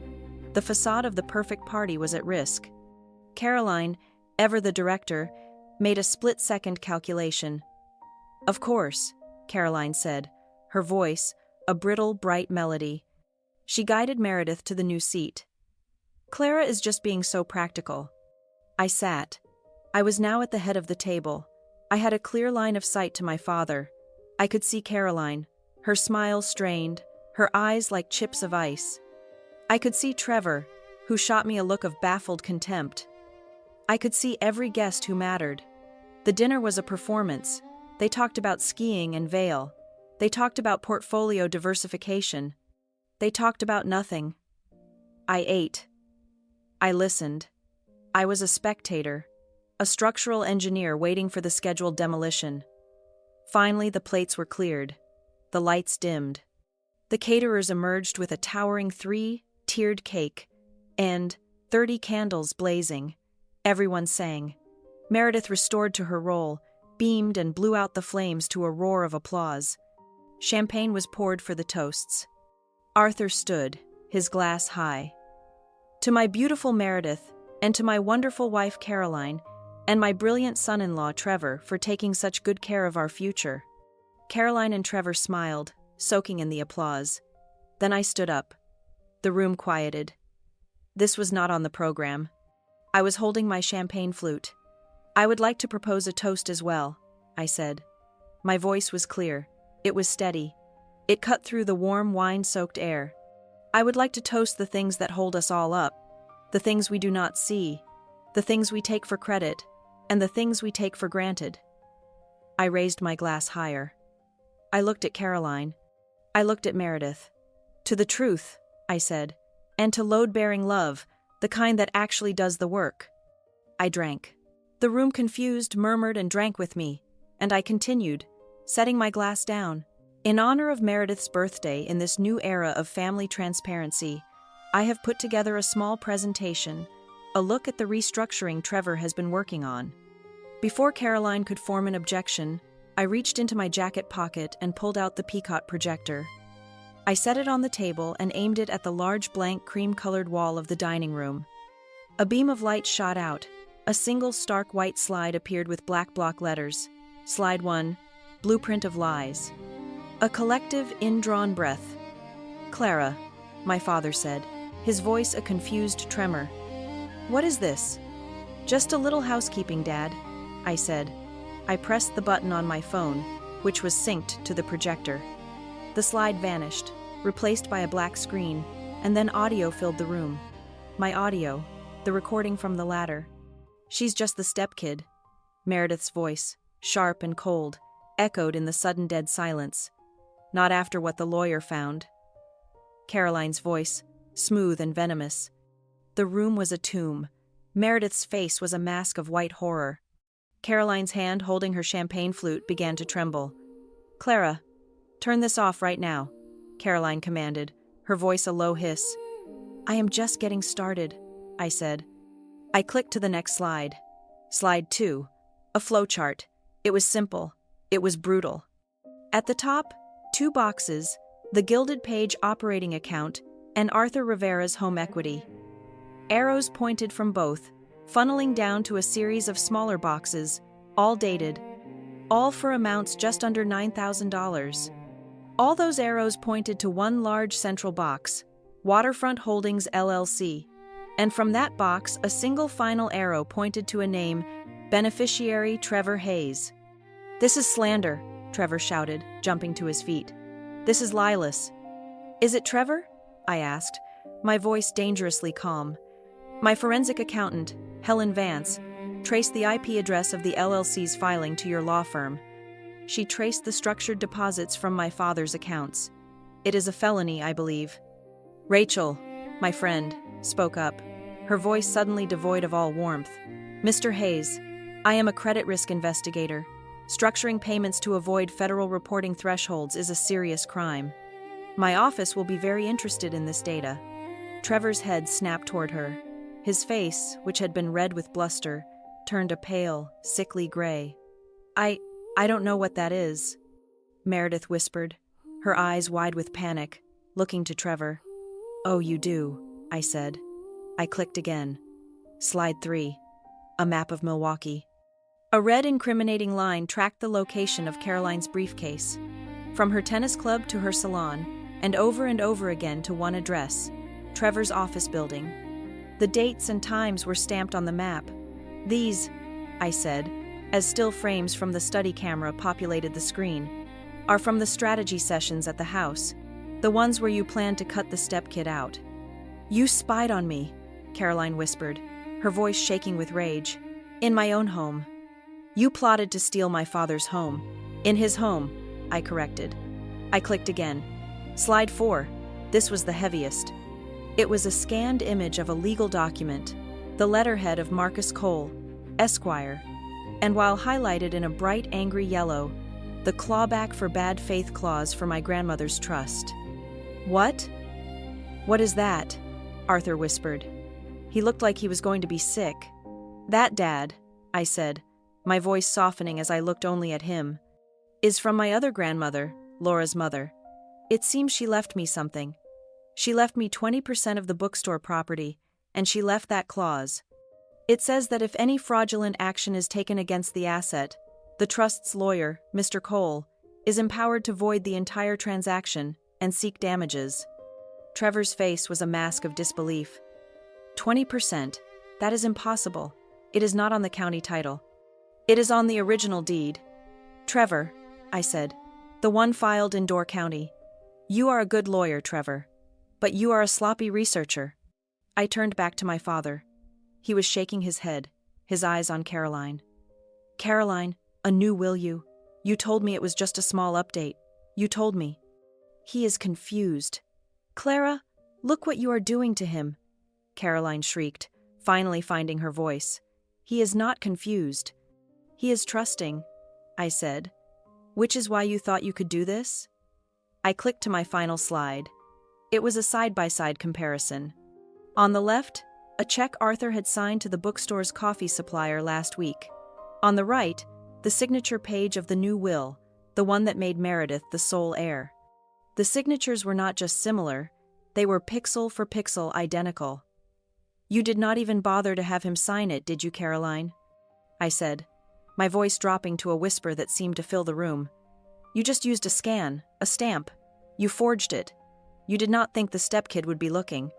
I turned off the projector. The wall went blank. I turned to my father in the sudden, heavy silence. Dad, I asked, my voice gentle, did you sign this document? This new will? Leaving everything to Meredith, cutting me out and giving Caroline full control of the bookstore? Arthur stared at the blank wall, then at Caroline. His face, once so full of joy, was a gray, crumbling ruin. He looked at his wife of 22 years. No, he whispered. No, I never signed that. Thank you, I said. Then Mr. Bryant, my quiet friend from the county, stood up. He placed his napkin on the table and cleared his throat. He did not look like a high school teacher anymore. Mrs. Rivera, Mr. Hayes, he said, his voice calm, clear, and official. I am an investigator with the county assessor's office, specializing in fraudulent filings based on the evidence M. Jensen has presented, and an official alert already placed on this property. I can confirm that any attempt to file a deed transfer, such as the one you have scheduled for Monday, will be immediately and automatically suspended. And as of this moment, your father's signature is now part of an active forgery investigation. Trevor's face was a canvas of processed shock. The bluster, the arrogance, the practiced ease of the suburban lawyer, it all dissolved, leaving something pale and pinched. He looked at Mr. Bryant, then at Rachel, then at me. This is slander, he spat. His voice was too loud, too sharp. He was performing for the guests who were frozen in their seats. This is a theatrical defamatory attack. You have no proof. These are manufactured documents. You forged that trust. You fabricated these numbers. He was trying to regain control to paint me as the hysterical, vengeful woman. I did not respond to him. I looked toward the kitchen doorway where a woman had been standing quietly watching. Helen, I said, my voice cutting cleanly through his tirade. Would you come in, please? Helen Vance, my forensic accountant, stepped into the dining room. She was in her late 60s, wearing a severe, impeccably tailored charcoal suit. She carried a thick leather. She looked, as she always did, like she was about to fail an audit on the entire world. Who in God's name is this? Caroline hissed, her eyes darting between me and this new, unwelcome character. This, I said, is Miss Helen Vance. She is a certified forensic accountant. She is the one who found Waterfront Holdings LLC. She is the one who traced the structured payments from my father's accounts. She is the one who located the IP address from your firm, Trevor. Helen, is this report fabricated? Helen walked to the dining table. She did not look at any of the guests. She opened her valise, withdrew a single spiral-bound report at least 200 pages thick, and placed it on the white linen tablecloth in front of Trevor. It landed with a heavy, definitive thud. That Helen said, her voice as dry as old paper. Is the official notarized audit? Page 94 details the 7 separate wire transfers, all coded as consulting fees or property management, all originating from the Gilded Page operating account, and all terminating in the Delaware-based LLC North Pier, which Mr. Hayes filed 3 months ago. The timeline of these transfers correlates exactly with the optimization meetings you recorded. The routing numbers are, of course, included. It is all there. Trevor stared at the report as if it were a coiled snake. His legalistic arrogance shattered, replaced by the silent, cold panic of a man who has been in full view of his peers, completely and professionally checkmated. Caroline saw him falter. She saw the facade cracking, and she rushed in to spackle it, her voice high and trembling. This is a misunderstanding. It's just a tax arrangement. It is complicated, yes, but it is not. It is not illegal. Trevor was just helping us prepare the assets. It is just housekeeping. Housekeeping, I repeated. The word was flat, dead in my mouth. Preparing the assets for what, Caroline?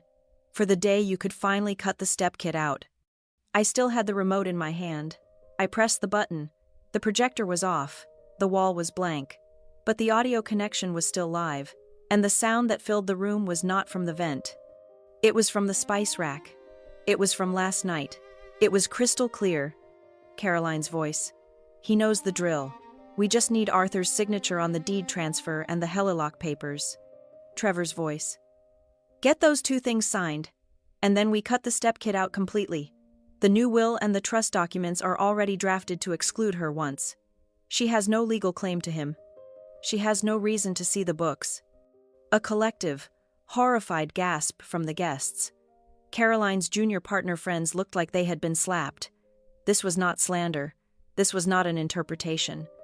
This was a conspiracy in their own voices. I turned to my father. Arthur was holding on to the edge of the table, his knuckles white. He was not looking at me. He was staring at Caroline. His face was gray, slack with a shock so profound it looked like a physical injury. He looked at the woman he had trusted, the woman who had managed his entire life for 22 years. Caroline. His voice was not a question. It was not an accusation. It was the sound of a support beam snapping, the sound of a man realizing the entire foundation of his world was hollow. You cut her out! Meredith erupted. The panic, the champagne, the humiliation, it all detonated at once. She stood up, knocking her champagne flute over. Red wine spilled across the white tablecloth like an arterial spray. It was him, she shrieked, pointing a shaking diamond-ringed finger at her husband. It was his idea, all of it. The LLC, the will, the trust. He said it was standard. He said it was how wealthy families manage their assets. He told us it was legal. Trevor looked at his wife, his face a mask of cold contempt. He told you it was legal, Meredith? I asked, my voice dangerously soft. And what about this? I pressed the button again. A new audio file. This one from the vent. From the very first night I had planted the camera, Meredith's voice. It's ridiculous. Why are we even pretending? She's just the stepkid? I let the words hang and then I played the second clip from the kitchen from last night. Meredith's voice. It's for the best. He's incapable of making hard decisions. We're protecting him, and law is law. Clara, feelings don't matter in estate planning. I stopped the recording.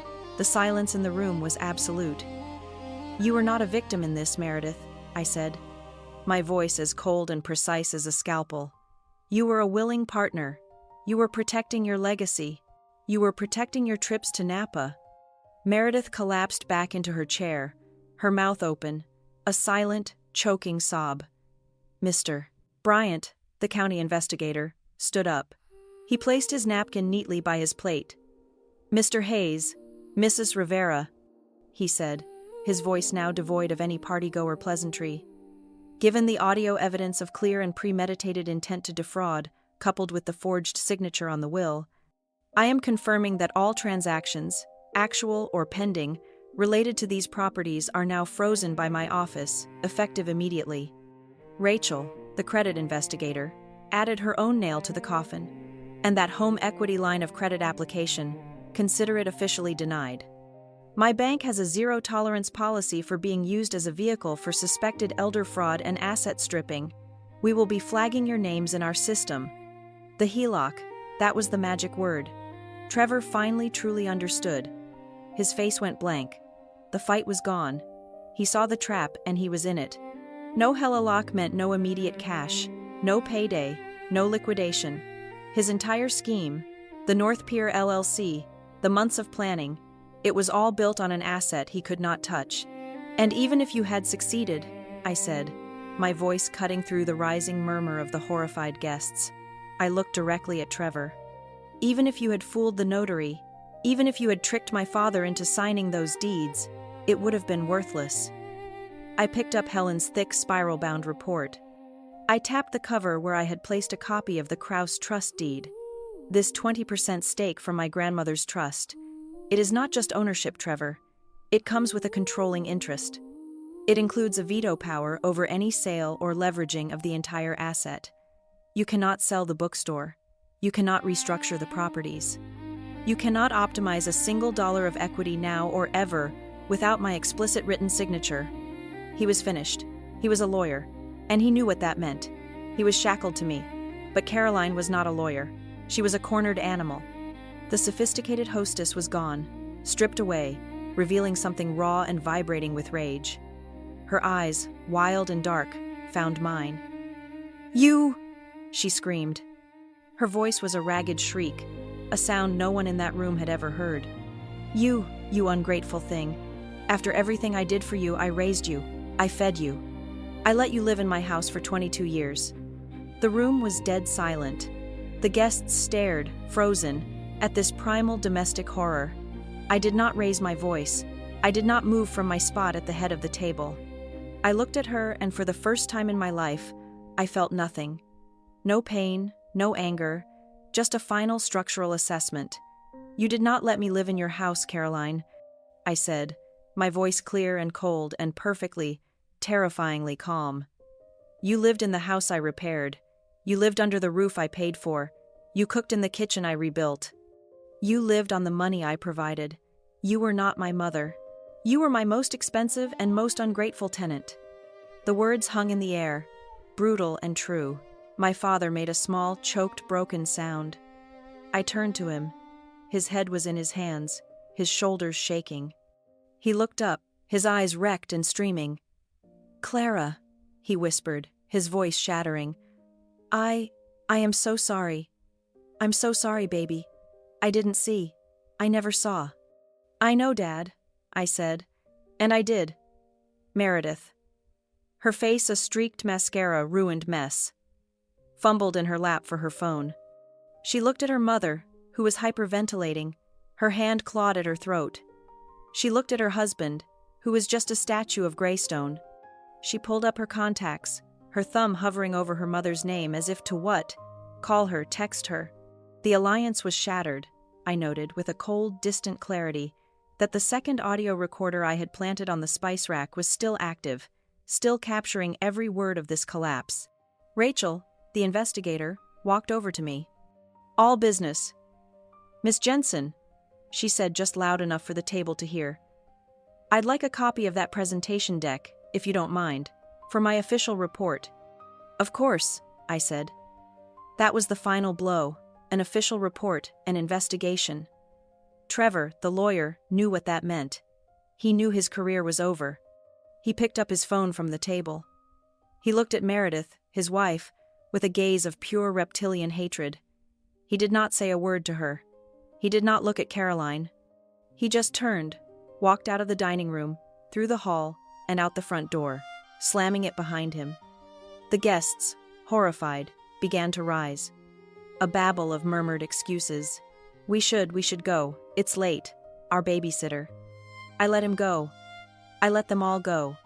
This was the demolition. This was the collapse of the facade. The house of cards was down. But my final move, the one my grandmother had prepared for me, had not been played. The structure was down, but the site was not yet secure. The final load-bearing truth had not yet been revealed. The guests scattered.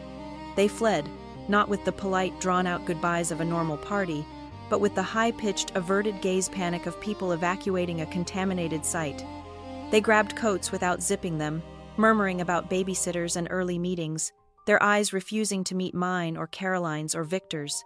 In less than 5 minutes, the room was empty, almost empty. Rachel and Mr. Bryant remained standing by the doorway, professional witnesses to the end.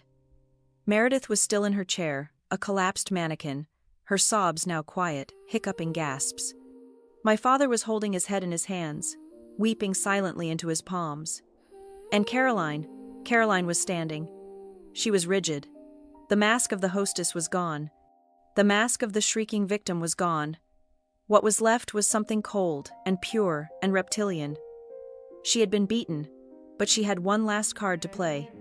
She thought it was her ace. "Get out!" she hissed at Rachel and Mr. Bryant. "This is a private family matter." "This is now a county matter, Mrs. Rivera," Mr. Bryant said calmly. "You think you are clever, don't you?" Caroline said, ignoring him, her eyes locked on me. "You with your little recordings and your surprise trust fund. You think you've won?" She took a step toward me. "Trevor and I knew all about your grandmother's little investment. We were planning to buy it out, but we were also planning for this for your eventual predictable emotional outburst." She let the silence hang. Then she delivered her final killing blow. "Trevor found what matters," she said, her voice dropping thick with venom. "He did a full, exhaustive legal search. You were born Clara Jensen, and you are still Clara Jensen. You are not Clara Rivera. Arthur never adopted you. You are in the eyes of the law a stranger. You are a legal nothing. You are just the stepkid." She smiled, a thin, bloodless line. "You have no family rights. You have no right to contest his will. You have no right to his estate. You have no legal standing to challenge me, his wife." She turned to Arthur. "And you, Arthur, your daughter, has just humiliated you, blown up your life, and for what? A 20% stake in a failing bookstore. I am your wife. The law protects me. My rights supersede hers." She was right. Legally, she was his wife. I was legally a stranger. "You are right, Caroline," I said. The room went dead silent. "I am not your adopted daughter," I continued, my voice calm and analytical. "I am not Arthur's legal child. Trevor's research was, for once, perfectly accurate. You were so busy looking for a way to cut out the stepkid that you assumed that was the only or the most important part of my identity. You were, as usual, looking at the wrong part of the blueprint." I walked to the head of the table. "I do not need to be his adopted daughter. Caroline, my grandmother knew that. She knew you. The Krause Legacy Trust is its own legal person. It is the pillar. It does not care about my adoption status. It only cares about the asset, and you threatened the asset. That was your first critical mistake." I paused. "But it was not your last. And my grandmother's trust. That was not the only thing she left for me in that safe deposit box." I turned to my father.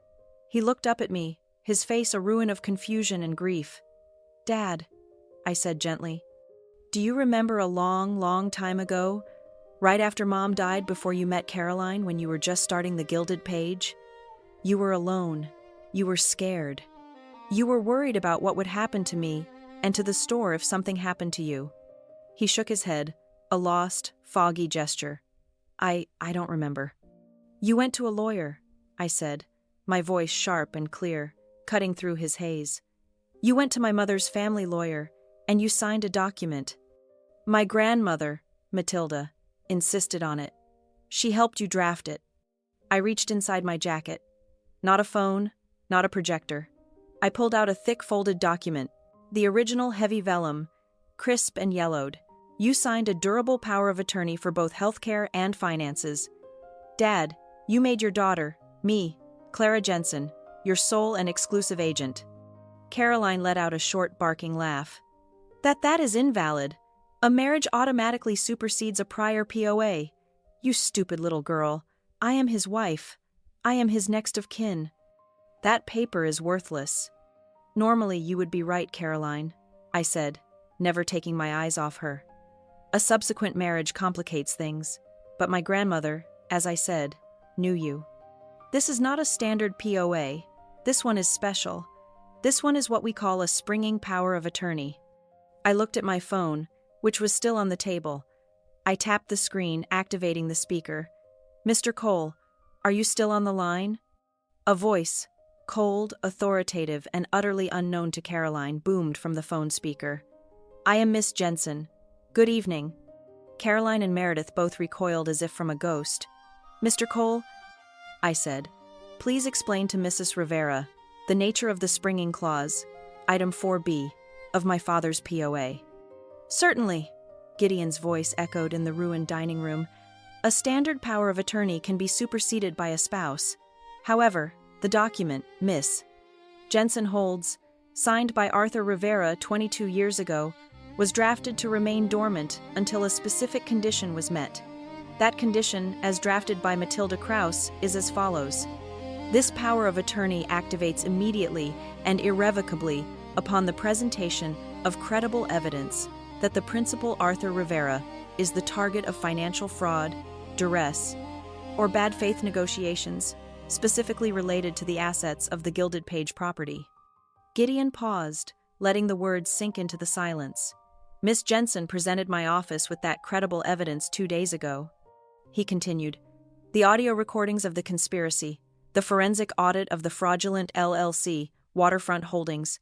As of that moment, the condition was met. The power of attorney is now active. It is ironclad. As of this moment, Miss Jensen is Arthur Rivera's sole legal financial agent. You, Mrs. Rivera, have no legal authority over his assets. None." Caroline's face was white. She understood. She finally truly understood. She had been outmaneuvered by a dead woman and a stepkid. "And that," I said, "is twist number 1. And twist number 2, I continued, "is the one you handed me tonight by exposing your own conspiracy, your own plot to use a fraudulent notary on Monday. You have given Mr. Bryant all the probable cause he needs to freeze your actions indefinitely. You have given my father Arthur the legal and moral right to void any and all documents you prepared. You have invalidated your entire scheme in front of witnesses." I picked up another document from the table. One Gideon had couriered to me this morning. I walked over to Mr. Bryant. "Mr. Bryant," I said, "this is the official notarized notification of the activated power of attorney.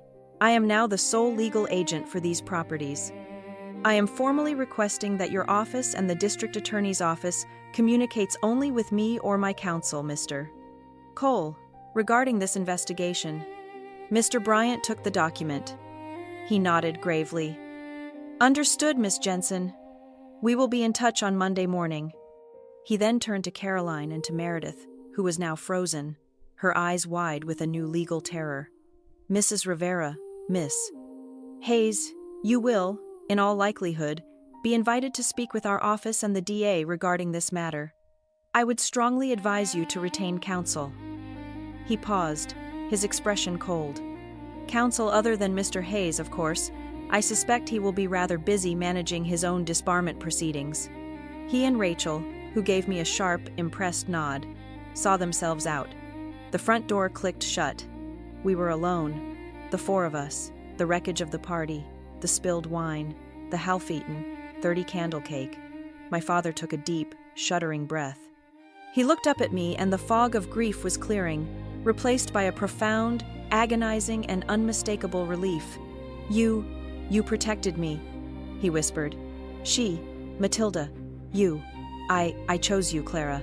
I did before I ever knew what optimize meant. I chose you. I signed that paper. I chose my daughter." Meredith let out a low, wounded animal sound. "It is not fair. It is not fair. That was supposed to be our future.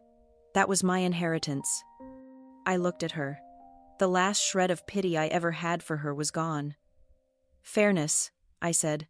"Fairness is not everyone getting an equal piece of the money. Meredith, fairness is not lying to your father. Fairness is not trying to steal from the person who paid for your education. You had a choice. You chose the lie, and this is the result." Caroline was shaking, her hands clenched at her sides. She had nothing left, no legal standing, no money, no allies, no future. She had only her title. It was the only thing left. "I am his wife," she finally screamed, her voice breaking on a wave of pure, desperate rage. "I am his legal, lawful wife. You cannot just throw me out. The law protects me." I stood at the head of the table. I looked at the woman who had called me a thing my entire life. "You are right, Caroline," I said, my voice quiet, almost gentle. "You are his wife. That is a legal fact." I leaned forward, my hands flat on the table, my voice dropping to a precise structural whisper. "And I said, tapping the power of attorney document, "am the load-bearing beam that holds up this entire house. You are just the wallpaper. And you are, as of tonight, peeling." She stared, her mouth open, speechless for the first time in her life. The birthday party, her grand celebration of victory, had just become the official witnessed legal record of her destruction. The demolition was complete, but the final act, the cleanup, and the rebuilding had not yet begun. The next morning, the house felt like a building after a controlled demolition. The air was thick with the dust of what had been. The silence heavy and absolute. The wreckage of the party, the plates of halfatin, congealed food, the dozens of glasses, the dark wine stain on the white carpet was a physical testament to the collapse. Caroline and Meredith were gone. They had retreated to their respective rooms. The doors locked. My father was in his study, the door ajar, sitting in his armchair and staring at the wall. Not at his books, but at the empty space where the mounted pike had been. I had taken it down.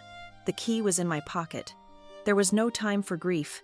Demolition is only the first phase. Then comes the cleanup and the stabilization.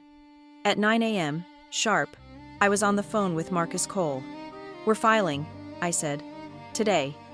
"I am already at the courthouse, Miss Jensen." His voice came back crisp and ready. "The temporary preservation order for all real estate and liquid assets tied to Arthur Rivera is being filed as we speak, citing the power of attorney and the fiduciary rights of the Krause Legacy Trust. By noon, not $1 can be moved, not one title transferred without your signature." I hung up and made my second call. "Helen, I am ahead of you," she said, her voice holding for the first time a note of grim satisfaction. "My full audit, including the audio transcripts and Mr. Hayes's professional misconduct, has been compiled. It is being sent by bonded courier to the State Bar Association's Ethics Committee. They are particularly fond of cases involving conflicts of interest and elder fraud. His career is not just over, it will be dismantled." My final call was to a mobile notary, a legitimate one, a woman named Mrs. Doyle, who I had used for Keystone's contracts for 5 years. "I need you at my father's house in 1 hour," I said. "And I need you to be thorough." When she arrived, I went to the study. My father looked up at me, his eyes hollow.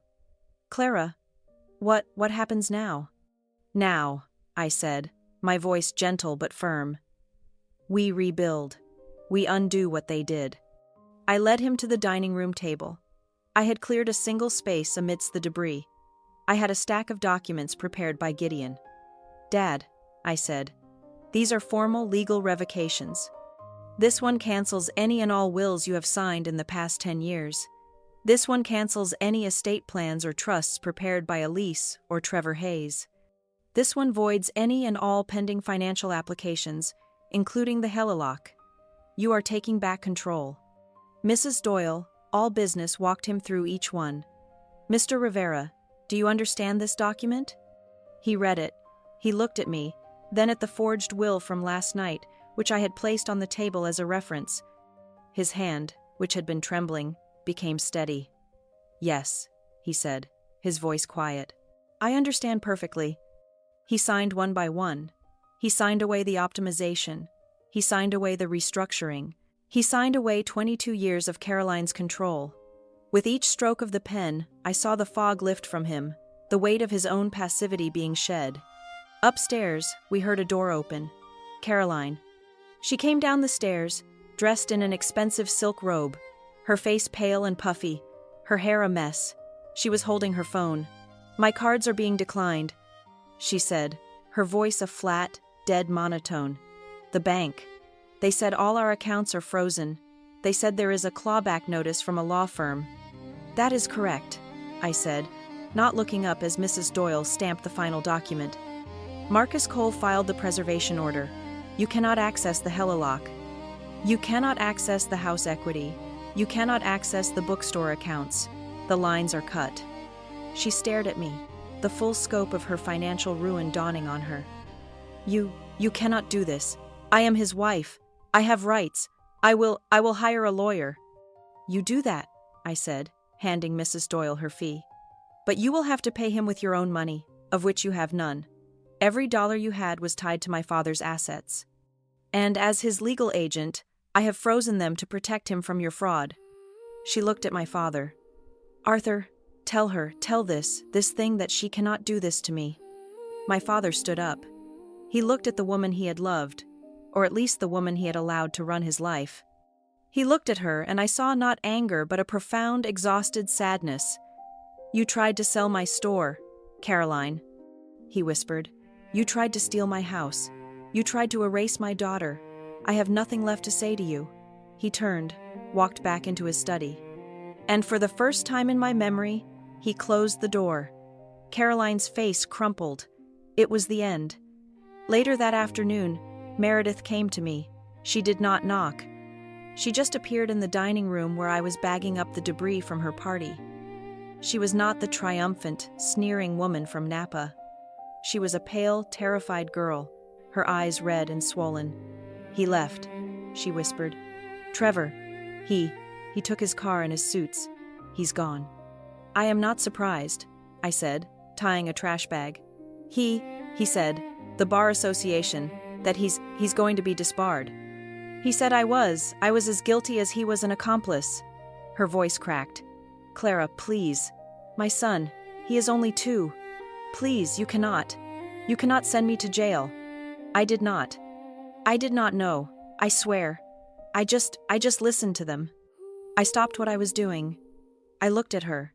I saw the weakness, the panic, the lifetime of taking the easy road. You knew, I said, my voice flat. You knew it was wrong. You knew I was paying for your life, and you took it, and you sneered at me while you did. You knew. Please, she begged, the tears streaming down her face. I will do anything for my son. Please. I studied her for a long moment. My grandmother's letter had said, You are a cornerstone. A cornerstone does not just hold up the structure. It sets the lines for the entire build. I went to my briefcase and pulled out a single final document. This is an agreement. It is not forgiveness. It is a contract. I laid it on the table. 1. You will sign a full legal notarized confession of your part in this conspiracy. It will be held by my lawyer. 2. You will cooperate fully with the district attorney's investigation into Trevor and Caroline. 3. You will formally and forever waive any and all claims to Arthur Rivera's estate, present or future. And 4. You will pay me back. Pay you back? The family scholarship, I said. The $61,800 I paid for your private school. The money that taught you how to be better than me. You will repay it all with interest. I have drafted a 20-year payment schedule. You will get a job and you will pay it. She stared at the paper, her breath catching. If you sign this, I said, and adhere to every single part of it, I will not pursue a separate civil suit against you for damages. And I will, in my official statement to the DA, note your full and immediate cooperation.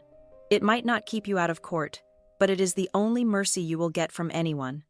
She picked up the pen. She read the terms. Her hand was shaking so badly she could barely hold it, but she signed.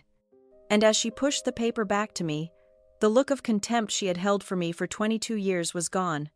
It was replaced by something else, a cold, bitter, and absolute understanding.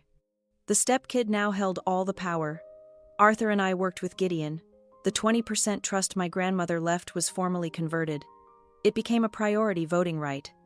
I now had the final legal say on any sale, leveraging, or alteration of the bookstore and the house.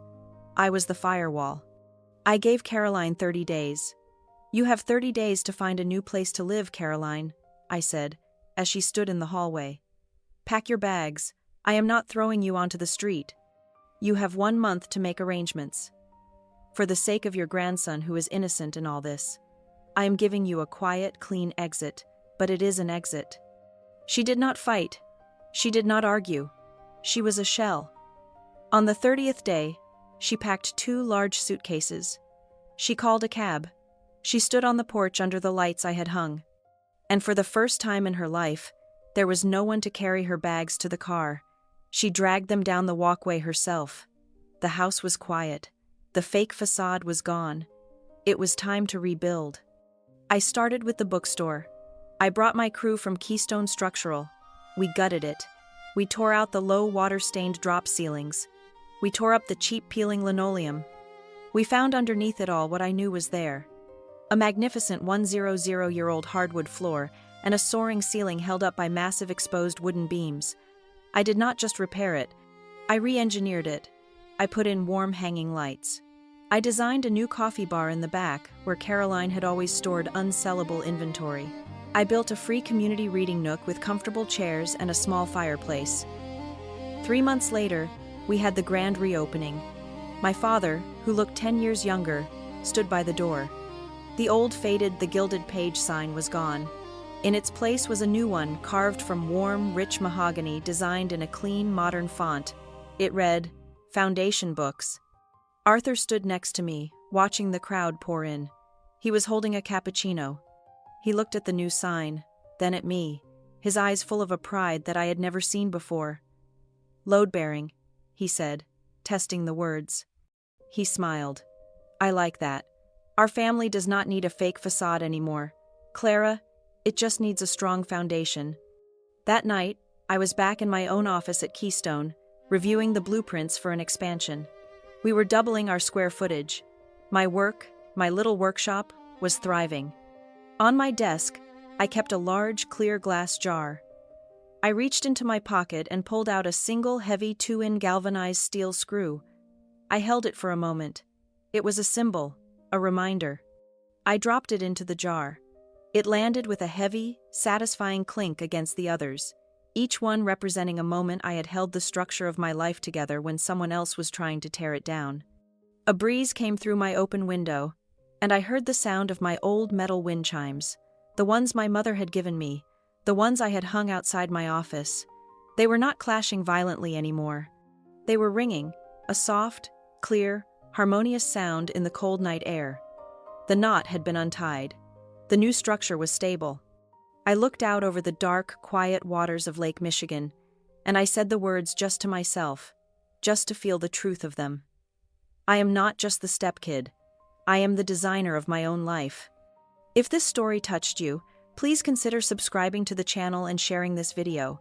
It really helps me grow and create more content.